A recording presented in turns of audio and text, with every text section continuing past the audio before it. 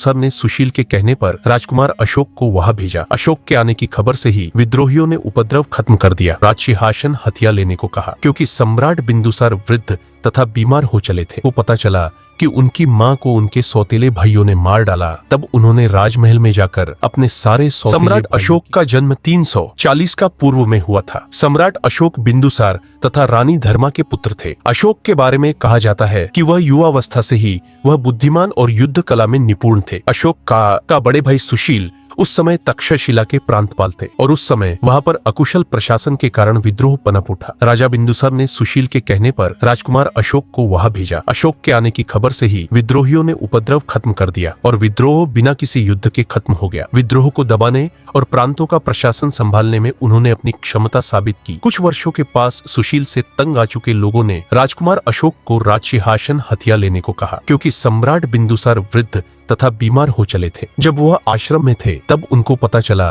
कि उनकी मां को उनके सौतेले भाइयों ने मार डाला। तब उन्होंने राजमहल में जाकर अपने सारे सौतेले भाइयों की हत्या कर दी और सम्राट बने। सत्ता संभालते ही अशोक ने पूर्व तथा पश्चिम दोनों दिशा में अपना साम्राज्य फैलाना प्रारंभ किया। सम्राट अशोक ने आधुनिक असम से ईरान की सीमा तक साम्राज्य केवल 8 वर्षों में अपना साम्राज्य विस्तृत कर लिया। और फिर सम्राट अशोक की नजर आती है कलिंग पर। कलिंग युद्ध भारतीय इतिहास में सबसे चर्चित युद्ध में से एक है। कलिंग युद्ध मौर्य साम्राज्य के सम्राट अशोक और वर्तमान में उड़ीसा के पास स्थित कलिंग राज्य के बीच लड़ा गया था। 121 ईसा पूर्व तक यह नंद वंश का शासन था। व्यापार के लिए एक महत्वपूर्ण बंदरगाह हो और एक मजबूत नौसेना के साथ कलिंग ने अपनी कोस्टलाइन को नियंत्रित किया और व्यापार में महत्वपूर्ण भूमिका निभाई। राजगद्दी पाने के बाद केवल कलिंग युद्ध ही अशोक का एकमात्र प्रमुख युद्ध था। चंद्रगुप्त मौर्य के शासनकाल के बाद से कलिंग अपनी सैन्य शक्ति सिलोन और जावा जैसे क्षेत्रों के साथ व्यापार संबंधों के लिए प्रसिद्ध था। कलिंग के समृद्धि के इन्हीं कारणों से अशोक कलिंग पर विजय प्राप्त करने और अपने राज्य का विस्तार करने के लिए प्रेरित हुआ। अशोक के शासनकाल के 12वें वर्ष में उसने कलिंग के शासक को एक संदेश भेजा, जिसमें अनुरोध किया गया था कि उसका साम्राज्य मौर्य को सौंप दिया जाए। हालांकि कलिंग के राजा ने मौर्य साम्राज्य के आगे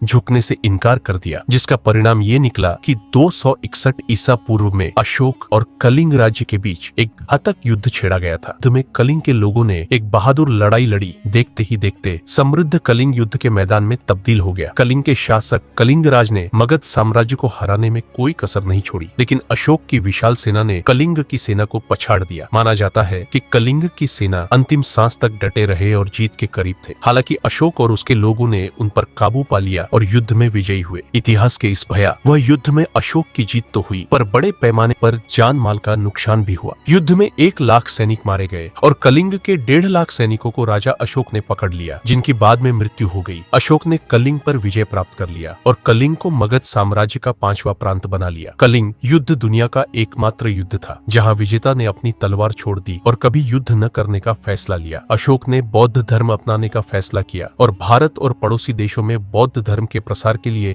एक मिशन शुरू किया। युद्ध में विजयी होने के बाद भी महान अशोक असंतुष्ट और निराश था। कलिंग की बिगड़ती हालत, खून, दर्द और लोगों के आंसुओं से लथपथ देखकर वह दुख और निराशा से भर गया। सम्राट ने हिमालय, सिलोन और ग्रीस से बर्मा तक बौद्ध धर्म के प्रसार में महत्वपूर्ण भूमिका निभाई। युद्ध के बाद अशोक बौद्ध धर्म का अनुयायी बन गया। अशोक ने खुद से वादा किया कि वह कभी भी हिंसा के रास्ते पर नहीं चलेगा। उसने साम्राज्य के सैन्य विस्तार को समाप्त कर दिया और इन्हीं कारणों से कलिंग युद्ध अशोक का गद्दी संभालने के बाद प्रथम और अंतिम युद्ध बना। कलिंग युद्ध में हुई क्षति तथा नरसंहार से उसका मन युद्ध से ऊब गया और वह अपने कृत्य को लेकर व्यथित हो उठे। इसी शोक से उभरने के लिए वह बौद्ध के करीब आते गए और अंत में बौद्ध धर्म के स्वीकार कर लिया। बौद्ध धर्म स्वीकारने के बाद उन्होंने उसे अपने जीवन में उतारने का प्रयास भी किया। उन्होंने शिकार तथा पशु हत्या करना छोड़ दिया। उन्होंने सभी संप्रदाय की सन्यासी को खुलकर दान देना आरंभ किया और जन कल्याण के लिए उन्होंने चिकित्सालय, पाठशाला तथा सड़कों आदि का निर्माण करवाया। सम्राट अशोक द्वारा प्रवर्तित कल 33 अभिलेख प्राप्त हुए हैं। इनमें बौद्ध धर्म की बारीकियों पर